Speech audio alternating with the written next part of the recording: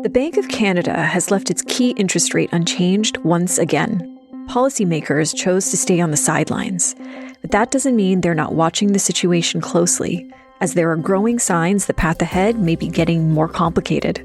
Economic weakness combined with rising inflation is a dilemma for monetary policy. Raising rates to dampen inflation could further slow the economy. Easing rates to support growth increases the risk that higher inflation becomes persistent. For now, holding the policy rate unchanged balances those risks. The conflict in the Middle East is being felt everywhere. In Canada, while some underlying measures of inflation have cooled, rising energy prices are creating new pressures that could push inflation back up. At the same time, the economy is sending mixed signals. Canada's economy contracted in the first quarter, marking a technical recession. But recent labor market data has been more resilient, with unemployment falling and hiring better than many expected. So, how is Canada's economy actually doing? As always, here to unpack the latest Bank of Canada decision is Scotiabank's chief economist, Jean-François Perrault.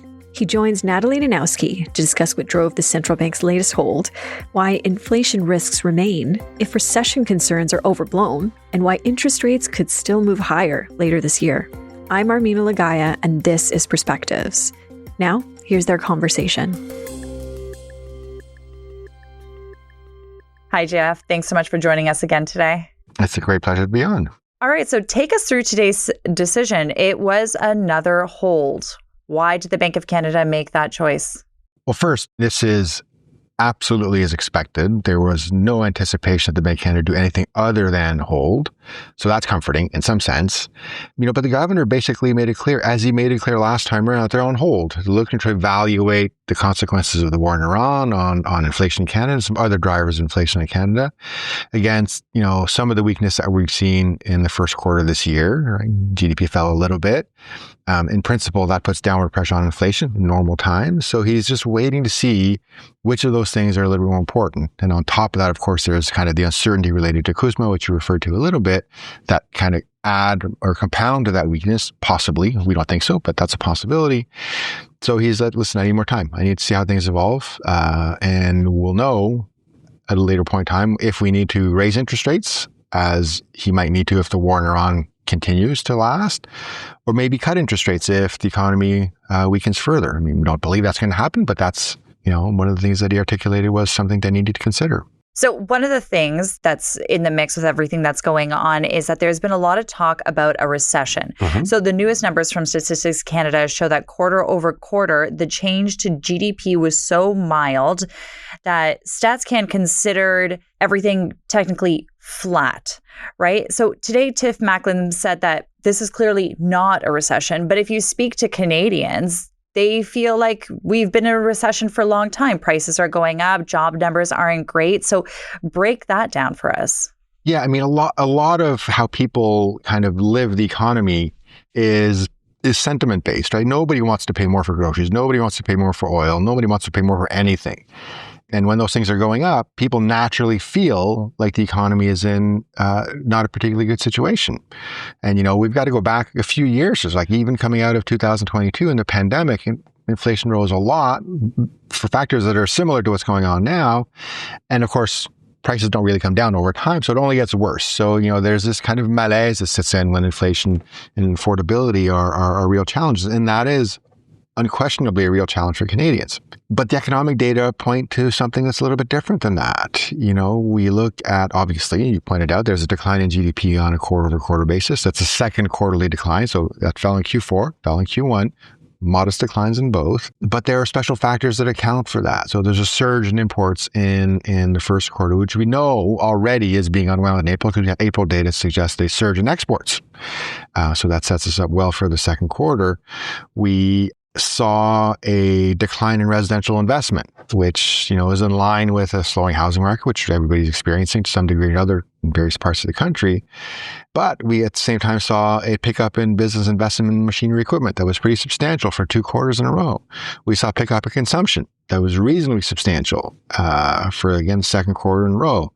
In fact, when we strip out some of these things that we know are going on that are kind of temporary in nature, And when we account for the fact that population has been declining as well, because remember, we are in a world now where population is no longer growing by 1 million people a year, it's actually falling. And when you look at things in terms of per capita developments, per capita consumption is rising strongly now, which is, goes against this idea that affordability is a real challenge, a real headwind to Canadians. The Canadians are really worried and really cautious. We're seeing, surprisingly strength on the consumption side in the first quarter. And the governor indicated today that he expects that to continue into the second quarter. And in fact, we have from Stats Can, in addition to all that, they're tracking for GDP growth in the month of April. So the first month of the second quarter, which shows a very significant rebound in growth in April. So there is unquestionably economic weakness out there, whether it's minus 0.1, plus 0.1, or minus 0.2 or plus 0.2, those are not strong. They would not be strong numbers.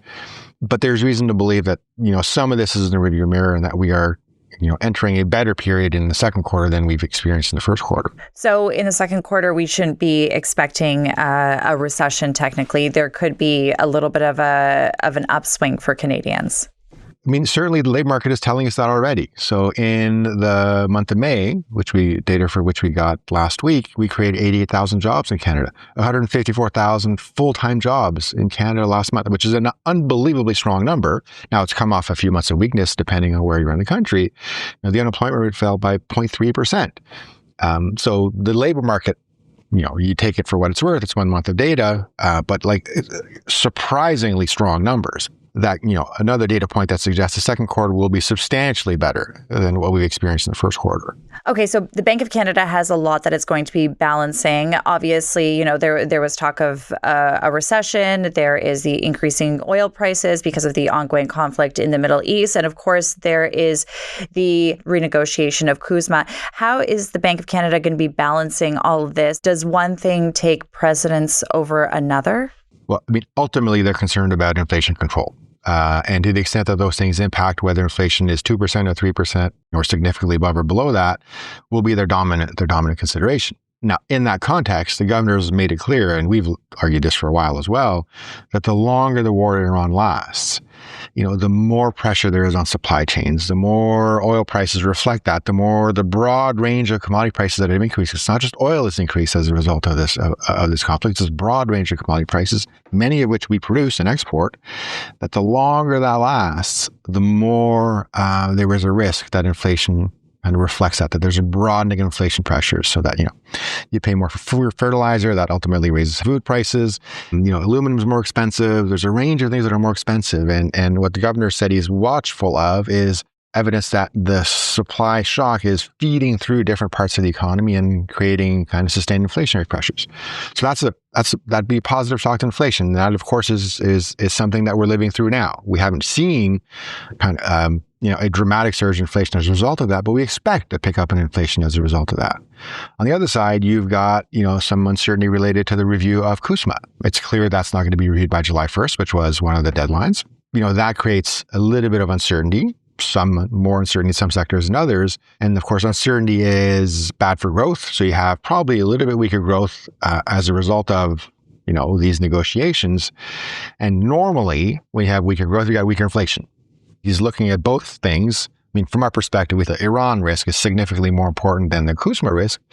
But the governor's pointed to those two things, which are kind of offsetting in terms of what they mean for inflation. One is a positive risk inflation. The other is a negative risk inflation. Okay, so break it down for us a little bit further. What is it going to take for us to see a cut in interest rates? And what is it going to take for us to see a possible hike? So a cut will only materialize if, maybe we do fall into recession. Whether it's uncertainty, whether it's some other factor that occurs that significantly lowers growth, that puts significant downward pressure on inflation relative to where that is, that would, be enough possibly for the governor to say, listen, I need to provide a bit of stimulus here because I'm worried that inflation is going to be too low. Again, that's not what we think is going to happen, but that is a credible scenario if one wants to think about a scenario in which the Bank of Canada is cutting interest rates.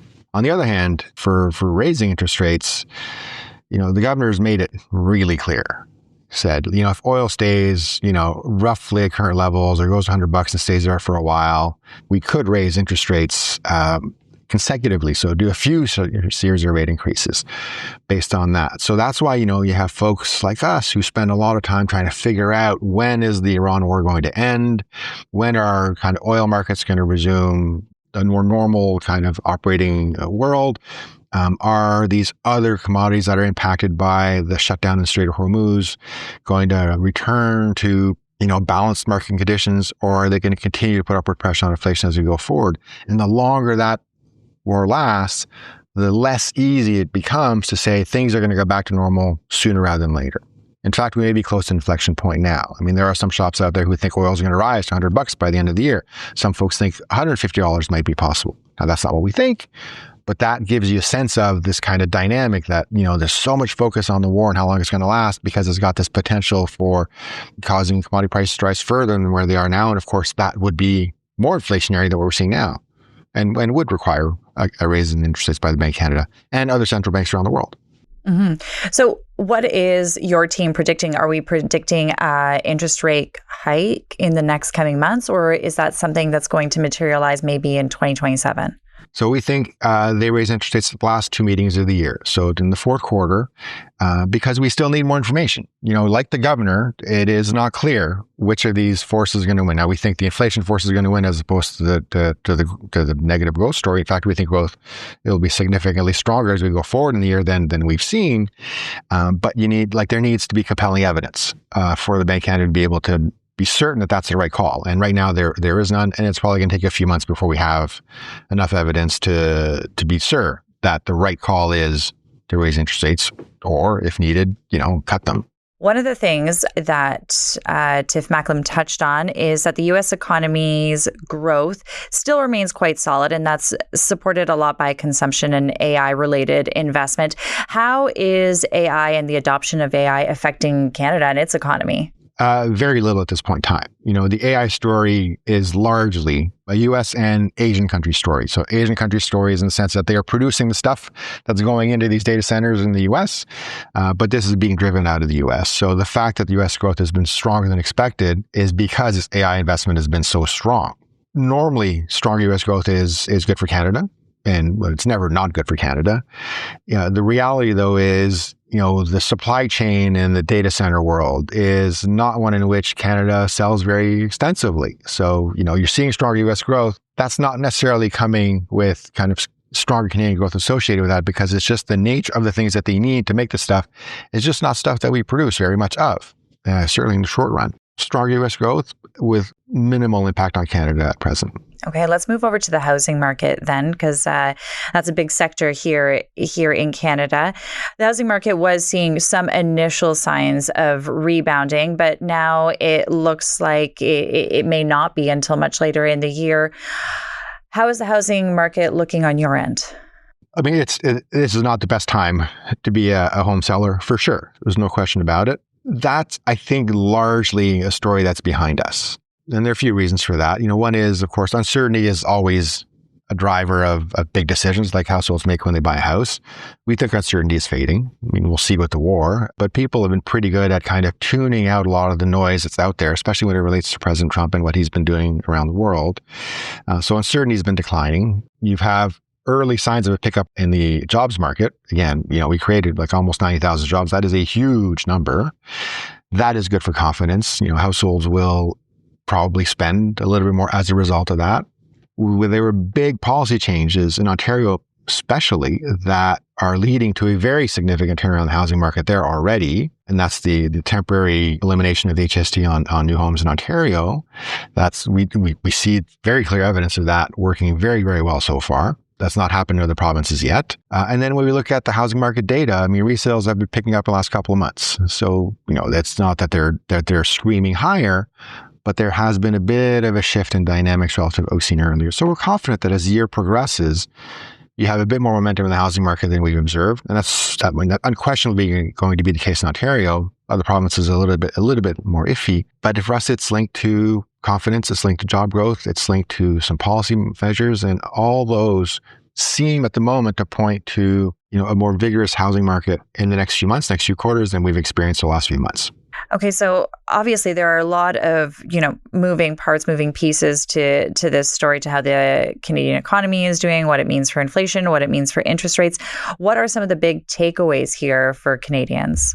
I think the biggest takeaway is that we need to be a little bit patient. to see how things work out before, we come to any grand conclusions as to whether the economy is in a death spiral or whether things are doing extremely well. I mean, we think we're on a much better path than we have been, but there's, the jury is out on that to some extent. And as a result of that, if you are thinking about making a major purchase, if you're thinking about a mortgage renewal and you're waiting to see which directions rates are going to go, you're also going to have to wait a little bit to get some clarity on that. Now, our view, as I've indicated earlier, is we think those rates are going to go up as the year progresses towards the later half of the year. So we still are of the view that the sooner one moves on a mortgage product, the better there might be in terms of what that ultimately will cost. Because at the end of the day, we look to inflation, we look to these developments to try and help us and try and help you, our clients, make the best decision possible when it comes to borrowing. We're just in suspense a little bit until we get this clarity on the war and other things. All right, JF, thank you so much for joining us today. You're very welcome. I've been speaking with Jean-François Perrault, Senior Vice President and Chief Economist at Scotiabank. The Perspectives podcast is made by Ryan Clark, Natalie Nanowski, Ned Kelly, and me, Armina Lagaya. For a transcript of this episode, as well as other stories, videos, insights, and thought leadership, visit our website, scotiabank.com/perspectives. We'll see you next time.